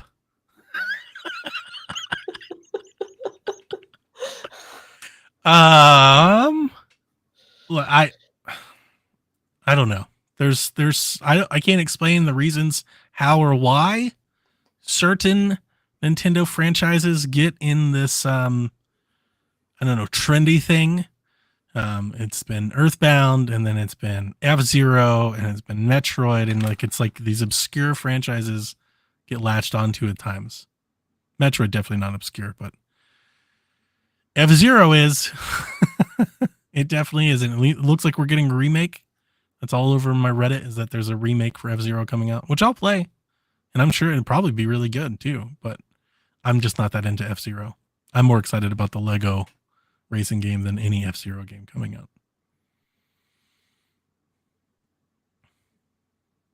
What's all over your foot? Yeah, I'm not a big F-Zero fan. I'm not a big fan of Excite. Yeah. That's all I have Excite to say doesn't about get you that. excited. Yeah. That's a bummer. I've never played Excite Truck. I feel like I played Excite Bot, so that sounds familiar. But I definitely played Excite Bike and would love a new one. I mean, we've got Excite tracks and stuff in Mario Kart and stuff like that. It's like F-Zero. I'm not clamoring for a new Excite bike. There are certain things that I've just moved on from, like F-Zero. I don't know where the F-Zero stuff comes from, but it just snowballs and snowballs and snowballs. It's like what is the other one? Golden Sun or Star Tropics was one, right? That's there are people like, I think it's just like I don't know, it's like a YouTube thing to do. It's to grab onto some, or show you how big of a Nintendo fan I am. I want a new Star Tropics. Like, what? When are they making the next Rebecca, Legend of Starfy game? we need to pick one of these old games that we champion to come back, and it'll become like the Shaq I was thing trying to make do. Legend of Starfy a thing. Like I was trying to gaslight Yeah, but people Starfy into can't do thinking- it. We're going to be the balloon fight people. All right, the F-Zero people. Okay, we need a new balloon fight game. All right, Pilot Wings. We need Pilot Wings. I need a full-blown Pilot Wings game. I unironically want 1080 to come back. No, I actually think a lot of people want that to come back. Josh in the chat asks, what's your opinion of Crash Team Racing? I bought it on sale, played it once, and never went back to it. I think Crash Team Racing is one of the best kart racers ever made. And I am definitely one of those people that liked it more than Kart 64 back in the day. It's just a better racer. It's more competitive. It's more fun. But it's challenging. You got to learn how to hop and all that. That's what they tell me, Josh. Golden Sun's legitimately good. I don't know. Moving on. Al says, what do you think about these people? Oh, I love when a question starts like these people. What do you think about these people saying that Nintendo isn't marketing Tears of the Kingdom well enough? Is that a thing? Yeah, I got in a big fight on Twitter about it. Oh, so maybe that's why we're getting the question. I think they're just mad that they haven't gotten more info. Well, what you're not seeing is Nintendo of America is tweeting gameplay clips from Breath of the Wild this past week. Okay. There's with like hashtag Breath of the Wild, and everyone's like, why are you tweeting about a game from 7 years ago when we have a Zelda game coming out in 2 months? Nostalgia. And I firmly believe that is the marketing. Yeah. That's part of the marketing. Remember, they're posting moments from Breath of the Wild that people love and making you remember, oh my God, I remember how cool that was when I discovered it. So that when they do eventually give us that Tears of the Kingdom direct or new trailer or whatever, that will already be in our mind of how much we loved Breath of the Wild. We need that we don't need that reminder, but that's what they're doing. There was a tweet, I guess it was maybe a little bit over a week ago now, the 17th, it was 2 weeks ago, where somebody tweeted, The Legend of Zelda Tears of the Kingdom just surpassed Breath of the Wild's pre-order total 8 weeks before launch. Tears of the Kingdom is expected to have the biggest debut in franchise history. And there's this nice little graph explaining it or whatever. And I quote tweeted that saying quotes, the marketing for Tears of the Kingdom has been terrible, like kind of mocking the people that think that. And then people got very upset with me about that. And so then I said that face when people think new trailers are the only way to market a franchise. That's definitely true. There's definitely a group of people, if they don't have a new YouTube trailer to come over, it's not real, right? Those people are already, if you're already buying Tears of the Kingdom, the marketing is working. Yeah, that's true. Yeah. I would just point out that there's still a lot of time left. It may not seem like it, but there is. It's like 6+ weeks of time to do commercials and trailers and stuff. There's plenty of time to do more marketing if that's what you're looking for, but it doesn't really matter if they're already out selling. You know, the release, if the game is excellent, like what if they're like, what if they're sitting there you know, Anuma's sitting there and he's like, this is the greatest video game ever made. Like, we did it. That's all the marketing you need. Like, they may just be so convinced, so, you know, content with the game they made that they're going to let it market itself. And these are the same people who, if they put out like a 5-minute overview trailer, people would complain that Spoiling they're it. showing too much. I don't want to see that much. Like, why would you spoil that? I don't want to see anything. I haven't seen anything, to be honest with you. Yeah. That's why that Reddit thread I shared, that's why I shared it, because I hadn't seen anything. That's the most, I'm like, yeah, all this seems to make sense. Because I haven't seen a lot of anything. List, Donnie, from what we've seen. I love you kept saying I don't know anything. I'm like, sure. So yeah, I'm here for it. And with a game like this, as big as that game was, that's what most people are. Most people are just going to buy it because it's the new Zelda game, you know, because they love the last Zelda game. You know, I don't need to be won over on Tears of the Kingdom. They had me and they were like, here's Tears of the Kingdom. It's like, yeah, pre-ordered. So we'll see. But it might be that the game is so great. There is that. I think that's a real thing. Like when you really think you've nailed it, a lot of times the companies will they want the mystery, right? They want the surprise, the mysterious appeal of what's in there. They don't want to tell you about it, and then they just think the game is really good. I think we see that. We see these games that'll come out and they've got like review embargoes for like 2 months. The game like way early. They're like, because I think they feel confident. They're like, this is a very good video game. Like, we're very confident in what we've made. So maybe that's what they're doing. We'll see.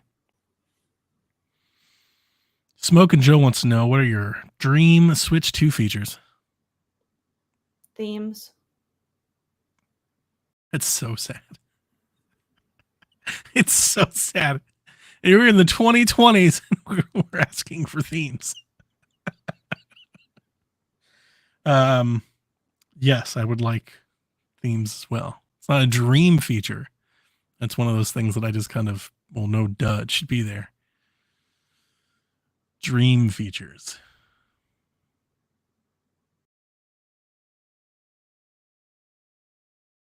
I don't know. I want it to fold my laundry.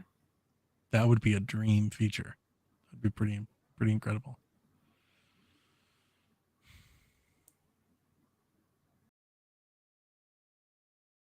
I gotta start preparing for these questions instead of just rolling out of bed, like rolling to the show. I don't know. I really don't. This one went back to bed. I would like a faster eShop. You know, something that's a bit more efficient and snappy would be great. XPS is all right. So he gave us a bunch here. He says backwards compatibility, DLSS, better Joy-Cons. DLSS might be a dream feature. The other two are things that I just expect or hope. Right. DLSS would be a dream. I mean, I love some DLSS. It'd be interesting to see if they put that in there.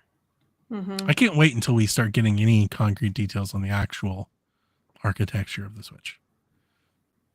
I'm gonna Discord get really integration nerdy. would be good. That's a good one. Stream.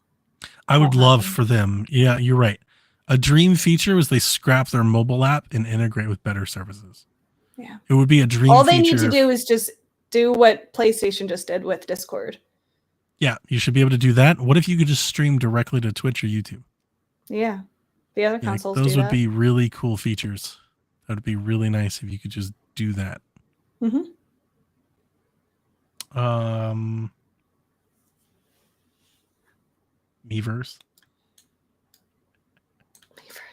I don't care about Miiverse.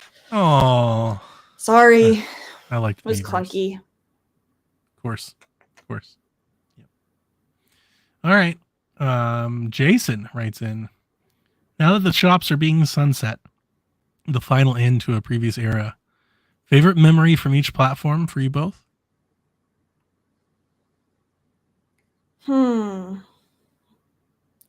Playing the Wii U at college with my friends, whether it was like Smash Bros, where like we were able to use all those wacky controllers, like we were able to use the Pro controller, the gamepad, the Wii controllers. The guys were able to use their 3DS. Yeah. And then playing stuff like there was this weird Pictionary type game on Wario, whatever the Wario game, I forget what it was called. Whatever the Wario game was on Wii U. There was like a Pictionary game that you like the person would draw on the gamepad, and everybody else would see it on the TV and have to guess. It was very fun. Oh wow. Yeah. It was like fun to play with like normies. Like, yeah, Game and Wario. That's what it was called.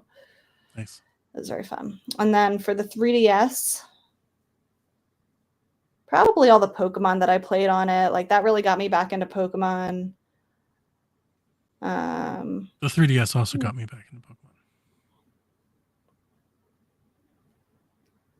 I'd skipped out on so many Pokemon releases for so long. Mm-hmm. It was just basically like the originals up to Heart Gold, and then all the way to 3DS. Everything in there I missed with those. Do you never play Black and White? Mm-mm. Nope. Ooh, if you like Sun and Moon, you would like Black and White. Funny thing is, I bought a 3DS that came with those cartridges, like just on a yard sale, like a lot. And I took them into GameStop to trade them in. And it was a person that he gave me the eyes behind me. He was like, definitely do not do that. No. He's like, what are you doing? He's like, I will give you $50 each for those right now. That's like cheap. Did you sell it for $50? Yeah, each. I got $100 bill out of them. I was like, sure, you can have them. I was just gonna give them to GameStop undersold those. I was gonna give them to GameStop for like 14 or 15 bucks a piece, like whatever the trade-in was. You undersold those. It was a long time ago. Doesn't matter. I don't remember. I want to say it was a 3DS. I think it was the 3DS I bought, but it may have been something else. But I remember I had a lot of games. Like I just got a system, like a whole box. Yeah, he got a good deal on those. Selling them off. And the guy behind me, like he stopped me and he was like, "Are you seriously about to sell those?" He's like, "These are people really want these." And I was like, "Yeah." I was like, I got them. I don't want them. And he was like, "I'll give you $50 each for them." Smart man. I'll give you $100 for both of them right now. I was like, "Sure, sold." Probably turned around and sold it for double that. Good for him. Street Pass would be another one of my dream features. Street Pass by the way, cool. I was thinking about that. My favorite memory on the Wii U, probably picking up with my daughter and coming home playing Nintendo Land. But at the same time, the Wii U was, I think the Wii U was very integral to why I podcast and like doing this. Like the Wii U was kind of like that urge. It was definitely that era. I got started in that era, but it was at the time I was on forums and on Facebook and Twitter, talking to people, arguing with people, and people know how great Smash was and how great Mario 3D World was, but nobody wanted to listen to me. It was like, this is an amazing Mario game, things like that. That really got me started in doing this. So when I think of the Wii U era, I think of like a lot of it is just like talking about it with my friends. Mm-hmm. From the NX rumors to the fake leaks to the PSVG to Breath of the Wild and leaks and delays and Game Awards and Donkey Kong and like all of that stuff. Like it all kind of swirls together in like this big memory of kind of what the era was. And then on 3DS, it's definitely Awakening. I bought my 3DS for Awakening. So like that first experience definitely sticks with me. Nice. Yep. Somebody in chat also talked about Splatoon's release on Wii U. I'm a proud Splatoon Day 1 fan. I have good memories with that as well. Same. I remember the E3 that they showed it for the first time. Mm-hmm. Blown away. I remember just being completely blown away. And I had some great E3 memories with the Wii U. The Wii U was really tough because I understand that it wasn't as powerful as the other consoles. And, like I get it, but I could never get over people dismissing games that were so good. Yeah. Like I had such a disconnect in my brain as to why people would hate. Because everybody looked at the Wii U and said that's a kiddie console. The games were so good. Like I went down with the ship so hard on the Wii U because I was like, it's so good. And I'll never forget when I knew it was over. There was an E3 showing. I don't remember what year it was. I want to say maybe 2015. There was an E3 showing where they came out with Mario Tennis and something else, and it was just deflating. Like they Aw. had given it such a good run. Like they had tried so hard in Mario 3D World and Smash and Splatoon, and we had so much fun and so many great games and Wind Waker. And then they came out with this one, man. And I just remember Mario Tennis being like the star of the show. And I was like, that looks terrible. And there was like 2 or 3 there. And oh man, Mario Maker, before that Mario Maker was so incredible. Like they had so much good content. Mhm. And then that E3 killed me. It absolutely killed me. I was like, all right, this is it. And that And from little that did we point know by forward, that time they were already working on the Switch. yeah, by that time I'd already like I just from now on it's 3DS. Like I'm just doing Yeah. 3DS now. But yeah, like that E3 I was like, okay, so they're killing this console. This console's completely done now. And it was just such a shame because it was so much fun to play. I could Mhm. only imagine what a more powerful Wii U would have been like. Maybe. You know, it could have been awesome. Could have been awesome. Our last question comes in from Keanu Meebs, which is really good.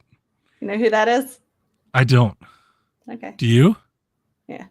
Oh, okay. Keanu Meebs says, sorry for going off topic. Can Donnie quickly share a few quick thoughts on John Wick? Is he Yarden? Yeah. Okay. On John Wick 4, can you also give a few reasons why Rebecca should at least watch the first film? Happy birthday, Rebecca. I did go Thank see you, John Wick Keanu. 4 What is on John opening Wick? night. Really? I've heard of it. John Wick is an action movie series. Okay. Okay, I'll just hang on. I went to saw John Wick 4 opening night and it was incredible. It's a stunningly gorgeous movie to go watch. It's super fun. The action sequences are insane. There's a lot of video game influences. I felt there is one slight spoiler. There's an amazing scene where they're doing this fight scene and the camera starts to move and it goes to like top down. So you're looking down like on the house and it just totally screams like Hotline Miami. It's just, That's that's cool. all it looks like, right? It's just exactly like Hotline Miami. It's incredible. I loved it and I've loved the whole franchise. It is a little long at times. There are some action sequences in John Wick 3 that you just like, not like yawn through, but you're just like, oh my God, are they still fighting? Like, how long can this go on? It almost feels like an endurance test. I struggle with movies like that. Do you? It's too much. John Wick, I've never, to me, I'll just say that, to me, to give myself some cover fire. John Wick to me is like the modern adaptation or continuation of like Kung Fu movies. Like if you're ever into like Jackie Chan or like Bruce Lee stuff. Except that they incorporate guns, which is different. And not like just they have gun shooting scenes. They incorporate guns into the choreography, like into the actual fight choreography. And that's what sets it apart. Yeah, I don't know if this is the right genre for me, Keanu memes. I'm sorry. Okay, so to try, they're gorgeous movies. They have some of the like really incredible cinematography and like set design. A lot of like neon colors, almost like an old giallo film. Lots of kung fu, like samurai references, things like that of the past. And it's just great. It's just tons of action sequences, and like if you're into any of that stuff, you've got 4 movies worth. I have held off on buying any of these movies for years because I've been waiting on John Wick 4 to come out. What feels like all of COVID. It has been delayed and delayed and delayed. So I haven't anticipated going to the theaters to see a movie this hard in a long time. Okay, well that makes very sense. long time. Yeah. I've been holding out on buying these movies and owning them because they've been relatively available. You can watch them for free, or not for free. You can watch them if you have like Peacock or HBO Max, so they're around. But I've specifically wanted like a box set, knowing that Right. John Wick 4 was going to be the end. Like I wanted the full big collector's edition. So Yeah. I'm looking forward to seeing some sort of 4K box set or something come out soon. I'm hoping that they do for it. But John Wick 4 was a trip, and it was a lot of fun, and it was very stylish in all the John Wick ways. I love the beginning of the movie. All of the Japanese stuff, I think, is going to go over very, very well with video game fans. And I'm glad I stayed. There's a post-credit scene. About half of my theater emptied out. I looked over at my wife. I was like, see, now you're Who hanging with the cool leaves? I kids. hate that for any movie. A lot of people did. And I knew they were going to be there. I knew there's going to be something be there. They're not going to just end like this very successful thing, just end it like that. And so there was a post-credit scene that was be fun. I'd be interested to see where they go with it. They there's a website that you can look up if a movie has post-credit scenes and it doesn't have any spoilers. It just says like yes, kind Yes of, or or no, or whatever. Like if it's like during the credits, after the credits kind of thing. And I feel like I check that every time I go to see a movie. Like, I don't know. Or I just wait. Like credits aren't that long. I have never checked anything like that. I think I just play it based on vibes. Yeah. Sometimes I'm interested to see. Like I don't wait for the end of horror movie things to end and finish. Mm-hmm. But for something like this, definitely. Yeah. And like when I go see Fast and Furious, definitely. Mm-hmm. So for certain things, I'm definitely interested to see if there's a post-credit scene. But I had a lot of fun. It was a lot of fun. It was a great movie.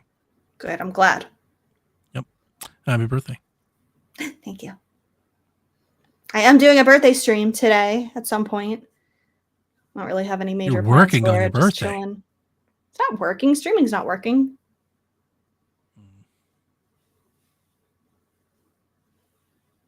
How is it working? No, I mean it's definitely. I guess it's not. I don't know. I like it. I feel like Fun. for like influencers and things like that, it is work. Like that's Yeah, what but they I don't do, right? rely on it for an income. I don't do it for a career. Sure. It's very I low get that. stakes, low key. It's just not something I would want to chilling do with on my viewers. birthday. Well, my birthday's tomorrow. Ah, fair. You stream every Sunday, don't you? Most Sundays. Okay. I don't really So have this like a is kind set of your schedule. Sometimes I do Saturdays and Sundays. Sometimes I do Friday nights. Usually not during the week because I get tired after work. What are you gonna play? I don't know if I'm going to play anything today. I think a couple people sent me some things to open, so I'm going to open stuff, maybe chat. I don't know. I'm just going to play it by ear. Okay. Yeah. But yeah, that's going to do it for the show anyway. It was fun. Anything else, Donnie? I'm good. Super fun. Play Resident Evil 4. Watch John Wick. Do all the things Rebecca won't do. I will play Resident Evil 4, just not yet. Very good. All right, that's going to do it. Koopalings. Bye. Whenever you're ready. All right. This is Frederick from Fire Emblem Awakening. And I forgot the line already. What?